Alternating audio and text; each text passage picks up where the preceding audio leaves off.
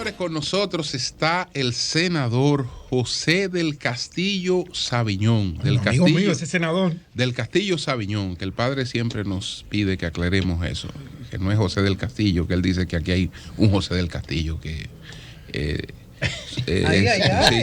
que pesado. El padre dice que aquí hay un José del Castillo. Entonces que... Primero, muy buenos días a todos. A propósito de una vez dijo...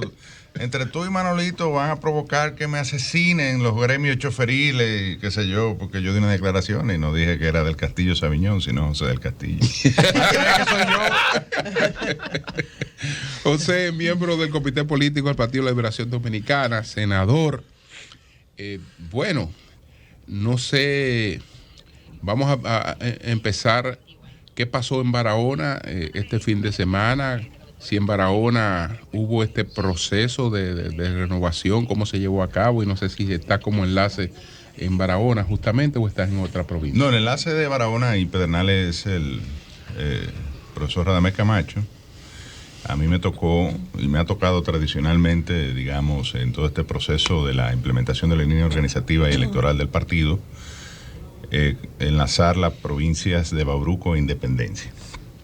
Pero en todo, digamos que la región suroeste, incluyendo Pedernales, el proceso se llevó, en términos generales, sin mayores tropiezos. Se eligieron las direcciones de los distritos municipales, de los municipios y del provincial, tanto en Barahona como Bauruco e Independencia, y realmente es una muestra del proceso, digamos, de fortalecimiento que está llevando a cabo el partido del PLD, de reestructuración, que es parte de la implementación de esta línea organizativa que adoptamos a raíz del 9º Congreso, José Joaquín Vido Medina, y que ya de alguna manera culmina todo este proceso de reorganización con la elección de estas directivas que serán juramentadas el próximo viernes 16 de diciembre. Y como anunció ayer el secretario general, más del 90 y tanto % de las demarcaciones geográficas que debieron celebrar este proceso lo hicieron, y se escogieron más de 3.000 miembros en las distintas direcciones. ¿Qué pasaría si en algún lugar no se ha logrado escoger al...? Bueno, por ejemplo, en el caso de Barahona, faltó el municipio de Salinas, que debió haberlo hecho el sábado. Se resolvió un tema de padrón, o sea, algunos elementos que son propios de un proceso, digamos, nacional, con miles de compañeros, presidentes de intermedios, presidentes de demarcaciones, miembros del Comité Central, que eran los que tenían derecho a elegir. En el caso de Salinas, creo que se hizo el domingo, o sea, y por ejemplo, en el caso de Independencia faltó el distrito municipal de Bocacachón. Eso se irán completando en los próximos días y esperemos que antes de terminar el año pues ya estén completas todas las direcciones. ¿Cómo ves hoy la candidatura de Abel Martínez? ¿Qué ha pasado después de su señalamiento? Bueno, incluso precandidatura, ¿no? No opine, Virgilio. Señalamiento. Que conteste el senador. Sí.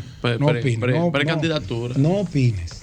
No, él es el precandidato oficial del PLD, igual que Luis, que es el precandidato oficial del aspirante a precandidato oficial. Y esto deberá ser ya resuelto a nivel del proceso que establece la ley. Es una convención que será celebrada en octubre, como plantea la ley electoral.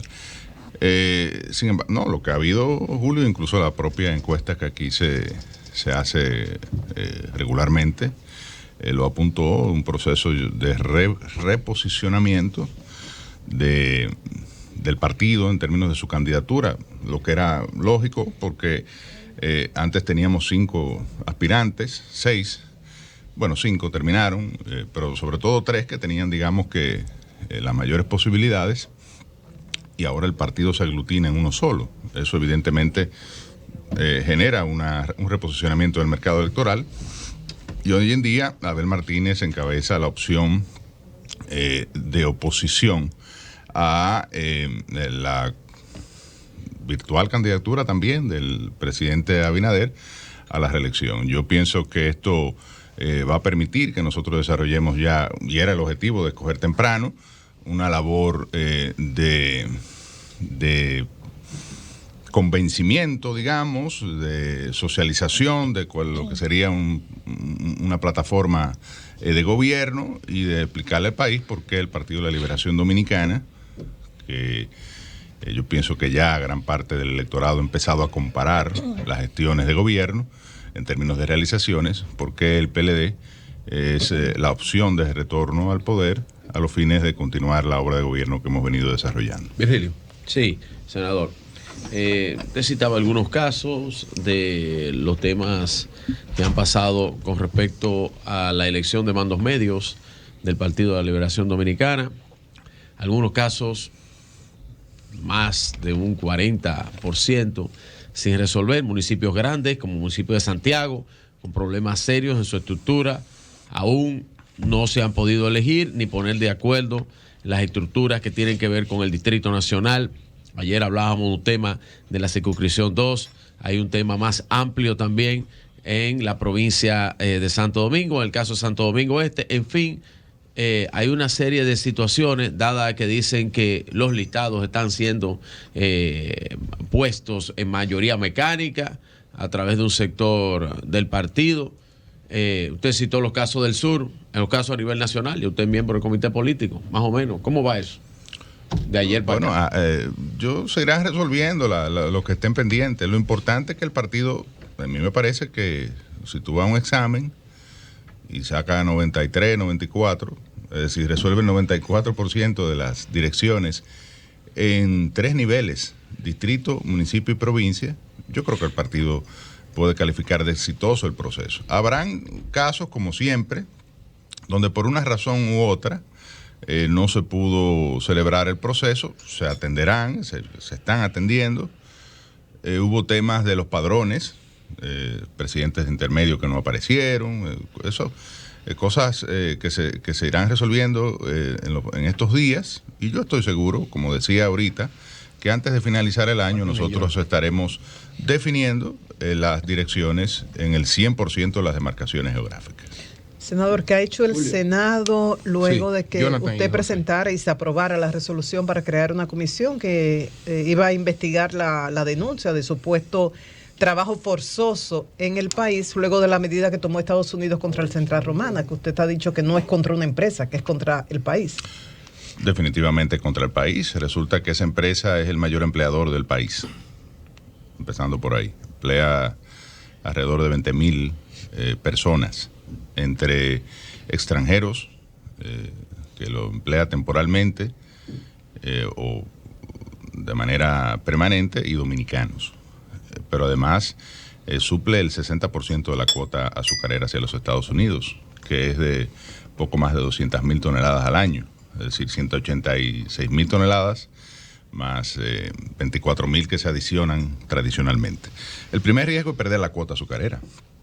Ahora viene la aprobación del Farm Bill en los Estados Unidos, que es la ley que establece todo el andamiaje de sistemas y mecanismos de subsidios y de protección que aplican los Estados Unidos a su sector agrícola. La cuota azucarera entra dentro de ese esquema, porque lo que busca es la estabilidad de los precios internos del azúcar. Estados Unidos es productor de azúcar, pero además de los sustitutos del azúcar, como el jarabe de alta fructosa de maíz y otros que se han venido incorporando. Y realmente esto implicaría para la República Dominicana un impacto en la tercera exportación agrícola, de la que viven cerca de 11 provincias y que representa 140 y tantos millones de dólares al año. En el caso de la provincia de Barahona, Independencia y Bauruco, el principal empleador de la región es el Ingenio, la Corporación Azucarera Central. Todos conocen la situación deprimida desde el punto de vista del tejido empresarial que tiene Barahona, o desde el punto de vista socioeconómico, y hoy en día el Ingenio es la principal industria, es la principal agroindustria es la principal actividad que se realiza. Estamos en Zafra y ya cuando tú viajas, yo que me tocó la oportunidad este fin de semana de estar entre Barahona, Bauruco, Independencia en todos estos procesos, ya se nota, la Zafra está abierta y se ve la movilidad económica y la actividad tanto en los campos agrícolas de los diferentes bateyes entre Barahona y Bauruco, Independencia, como ya económicamente, cómo empiezan esto a impactar la zona. Entonces, para los senadores, que somos 11, pero se han agregado otros, por ejemplo, se agregó el presidente de la Comisión de Seguridad Social y Trabajo, porque al país se le está acusando de que tiene trabajo forzoso, nada más y nada menos. Esto es un tema también que afecta a la imagen internacional de nuestro país en distintos ámbitos. El senador Bautista Rojas Gómez se adicionó el senador presidente de la Comisión de Industria y Comercio del Senado de la República, porque es un tema que afecta a una industria importante del país, como es el Central Romana, y que pudiese derivarse en sanciones similares para otros ingenios en el sector. En la República Dominicana operan 4 centrales azucareros, el Consorcio Azucarero Central de Barahona, el consorcio, la Compañía Agrícola de Exportaciones Industriales del Grupo Vicini, y el CEA, que opera un ingenio, Río Jaina, el único que le queda, y evidentemente Central Romana Corporation. Entonces nosotros hemos pedimos al Senado, tuvimos esta iniciativa endosada por 13 senadores más, o en total somos 13, endosada por 12 senadores adicionales, y que recibió el voto unánime de 25 senadores. Y hoy yo espero, en esta sesión, que es la última del año, que el presidente del Senado proceda a designar la comisión para que aprovechemos que inició la zafra y entonces nosotros podamos ir a los bateyes, comprobar la realidad que se vive allí, cuál es la situación, si hay trabajo, no que si hay pobreza, porque hay pobreza en los bateyes, como lo hay en muchas regiones y sectores rurales y barrios de la República Dominicana. Es si hay trabajo forzado, si hay trabajo infantil, que son elementos que a nosotros nos consta en primera fase, porque vivimos en una provincia azucarera, que han sido ampliamente superados en el sector azucarero nacional. Jonathan. Senador de la provincia Barahona, José del Castillo Sabiñón. La seguridad social, la ley de seguridad social está en discusión para su reforma y el Colegio Médico y otros sectores están movilizándose. Quieren cambios en diferentes aspectos de la ley. ¿Cuál es la visión que tienen ustedes, los legisladores del PLD, desde hacia dónde debe girar esta reforma y cuáles son los puntos más importantes que usted cree que deben modificarse? Bueno, el PLD fue el partido que sometió la ley 1320, sometió y aprobó la ley 1320, que es la ley que estableció algunas modificaciones, incluyendo la revisión de las comisiones de las administradoras de fondos de pensiones hacia abajo, o sea, disminuyó las comisiones, y estableció que a partir de septiembre del año 2020, una manera de darle, digamos que a la nueva conformación congresual que surgiera del proceso electoral, como estábamos en un momento electoral, la responsabilidad de revisar la ley. Y en eso hemos estado. Se creó una comisión bicameral para la revisión de la ley 8701. Hemos estado trabajando arduamente, ya varias sesiones de trabajo. Tenemos un borrador de informe que sugiere varias modificaciones. Las modificaciones, estuvimos en México recientemente, precisamente en un evento de las administradoras de fondos de retiro mexicanas.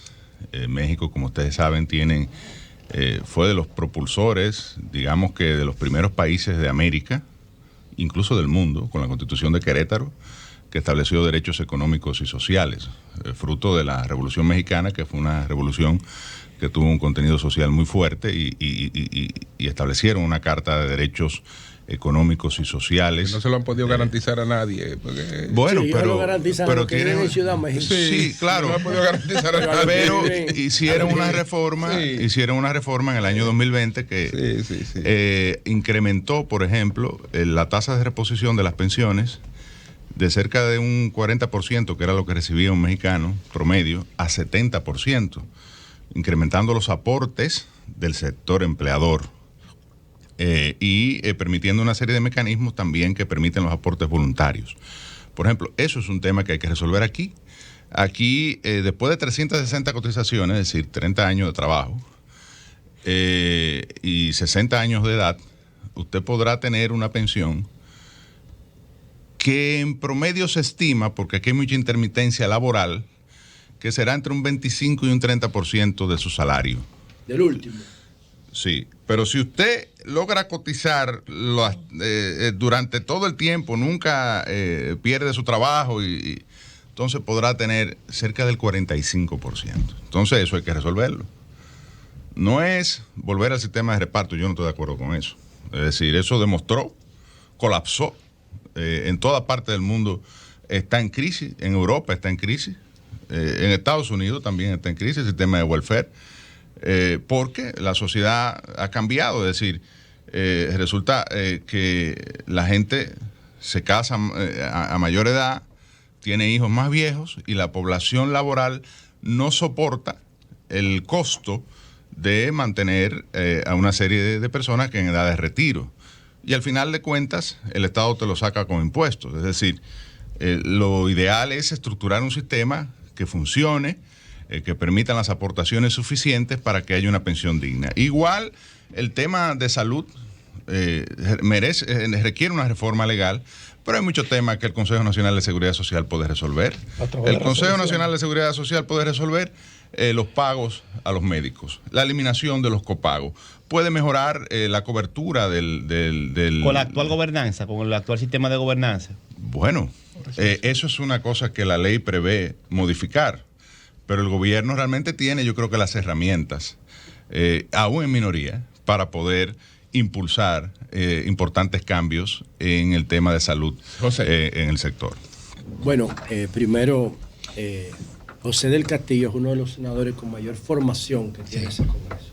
El tipo sabe sus temas y es un excelente expositor. Yo públicamente te reconozco. Gracias, hermano. Gracias. Mira, con relación, yo quiero que volvamos al tema del Central Romana. Ayer María Elena decía que ellos hicieron un aumento de salario. Eso significa que ellos están creando condiciones para mejorar alguna situación, porque resulta como... No, pero eso lo hacen periódicamente. Sí, periódicamente, pero no en medio de una crisis de imagen como esa. Es una empresa norteamericana que tiene derecho adquirido, así como tiene deberes, lo que significa que la decisión de una autoridad no es inapelable. Ellos tienen forma de, si es mentira lo que dice la aduana norteamericana, la autoridad de frontera, ellos tienen mecanismos para apelar eso, porque eso les hace un daño no solamente económico, sino de imagen. Uno de los temas fundamentales, todo lo que escribió Juan Bosch se considera parte de la ideología del PLD, por lo menos en teoría. Uno de los cuentos fundamentales de Bosch se llama Luis Pie, Don Valentín, que tenía una colonia de azúcar, y entonces él iba para un cabaret, y entonces cuando él iba para el cabaret prendió un cigarro, le tiró la cerilla y prendió un cañaveral, y ahí estaba Luis Pie. Ogui Pie. Luis Pie. Ogui. ¿Por qué Ogui? Porque así era que se llamaba. No, Luis Pie, el medallista. Luis era, exacto. No, el cuento... Ogui. el cuento se llama así, Luis Pie. Luis Pie. Pero el niño que se quemó fue Ogui. No, el niño no se quemó, te explico. Él tenía una herida. Él tenía una herida porque él estaba cortando caña y se cortó el pie. Estaba anocheciendo. Entonces era de noche y él tenía unos fósforos porque no había luz y él se estaba alumbrando la herida. Sí. Don Valentín quemó el cañaveral. Y la policía, porque esa era un cañaveral del este, y ese cañaveral del este, como el Central Romana, tenía su propia policía. Antes de que se llamara Central Romana, ellos tenían su propia policía, era como un mundo, un país aparte, un enclave. Y agarraron a Luis Pie y lo mataron a golpes, delante de sus hijos. Porque le encontraron los cerillos y creían que él había quemado el cañaveral. Digo esto porque eso es parte de los fundamentos del PLD, de la ideología. ¿A qué me refiero? El batey, el concepto del batey viola la Constitución de la República. El concepto. Han evolucionado, ya no existen los bateyes, solamente existe el nombre, Porque si es el concepto de Batey, ya no es un trabajo justo. No, es que tú no puedes, ciertamente ese cuento escrito en el exilio de Don Juan, recuerdo que me lo asignaron en la escuela, no ese, sino el libro, y luego más cuentos escritos en el exilio también. Fueron varios volúmenes de Don Juan. Y Ober es otra obra fundamental también que define la vida en los batalles. Y de hecho mi padre, que tiene la suerte de que lo hemos mencionado varias veces hoy, ha sido un estudioso del tema. De tu papá fue que yo como aprendí la historia del Central Romana. Bueno, ¿quién lo trajo al país? ¿Cómo se construyó? Él publicó, creo que en el 2018, por ahí, un par de artículos sobre eso. Pero además mi papá escribió una obra junto a Walter Cordero, otro sociólogo, fundamental de eso, que es la economía dominicana del siglo XIX, donde expone ¿verdad? La realidad de la industria azucarera de esa época. Y la realidad es que la industria azucarera inició con la colonia, inició con encomiendas, con esclavitud de indios, pero ha venido evolucionando como todo. Y ya hoy en día, y sobre todo en el caso de Central Romana, que es una empresa norteamericana, como tú bien dices, tiene que cumplir con normas que se exigen en Estados Unidos, tiene que cumplir, incluso tiene certificaciones de varias instituciones que miden lo que se llama el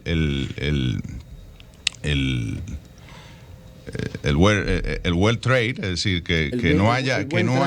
Pero ¿existe el Batey en el país o no existe? Pero porque claro el Batey es inconstitucional. Claro que existen batalles. Claro que sí. Entonces, si existe el Batey, entonces los batalles han evolucionado al punto de que muchos de ellos son distritos municipales y hasta municipios.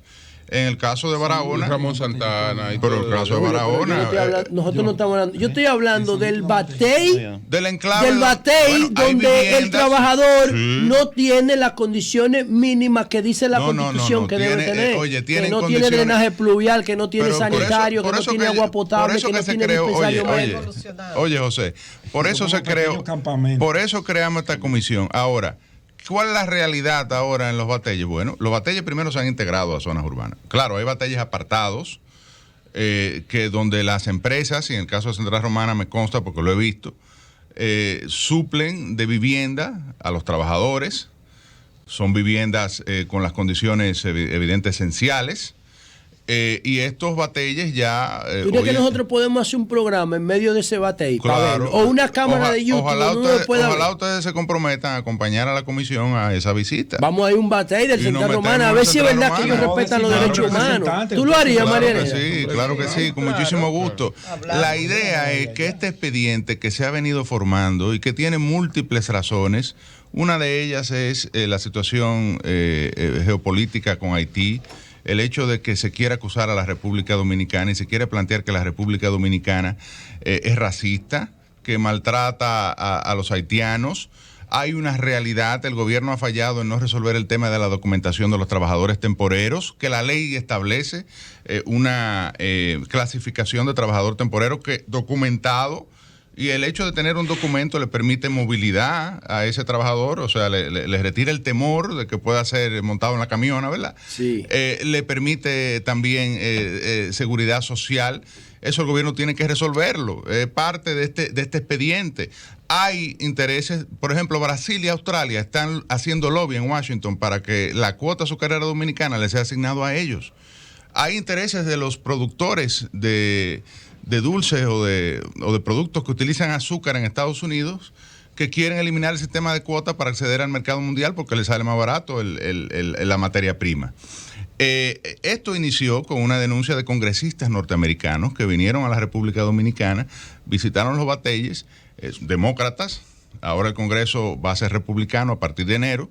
Veremos cuál es la nueva posición que tiene la Cámara de Representantes. Pero sí, realmente en este tema no... Pero el Central Romana utiliza haitianos ilegales que no tienen documentos. Todo el mundo utiliza haitianos. Pues entonces viola ¿cómo tú te imaginas Canadá y que empleando extranjero indocumentado. Pero el 75% de la mano de obra que producen los vegetales y la fruta que se comen los gringos, que se producen en Estados Unidos. Pero es ilegal. Son pero es ilegal. Claro, pero eso es lo que yo ese estoy tema diciendo. hay que resolverlo desde el punto de vista que el gobierno no ha podido del resolver trabajador temporero, de pero carnetizarlo. ¿por qué no lo registran si son trabajadores? ¿Cómo tú le pagas a una persona que tú no sabes ni su nombre? Porque aquí desde que se plantea ese tema se dice que le van a dar nacionalidad y sale un grupo a acabar con esa vaina. ¿Verdad? Entonces, que es ilegal entonces la vaina. Son indocumentados los trabajadores del Central Romano. Pero salte de edificio, salte de aquel, salte de donde tú vives, salte de pero eso sí, pero Julio,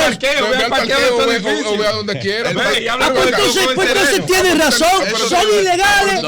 Pero tú te enteraste ahora de que aquí pues está pagando una vaina.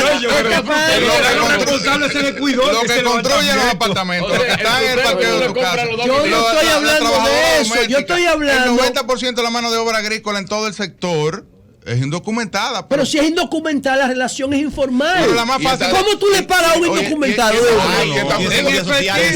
tú le garantizas seguridad social a un indocumentado? ¿Cómo tú le garantizas pensión? Señores, eso es un expediente. Y Estados Unidos no lo hace. Sí, pero no significa que esté bien. Pero está bien. Oye, pero mira, es importante que pero esto no quede así. Mira, ni formalmente. Déjame aclarar. Y aquí no hace el Estado. Mira, aquí no lo hace el Estado. Oye. El Estado es lo más fácil. Tampoco echemos el país. Aquí no lo hace el Estado tampoco. No lo hacen proveedores del Estado. José, tú estás Oye, ¿y quién fue que hizo el trabajo de remozamiento? Pero déjame aclarar ese puntito. Bueno. Pueden hacer obreros, pero la compañía constructora es legal. Si hay un grupo de trabajadores fáciles de documentar y de resolver ese problema, es los de los 3 ingenios azucareros. Porque todos están listados, registrados biométricamente, se les paga automáticamente y están identificados biométricamente, ni siquiera con el nombre, solamente biométricamente. Bueno, señores, gracias al senador. Gracias al senador José del Castillo. Gracias a ustedes. Es fácil hablar de Estado de Derecho. Cambio fuera.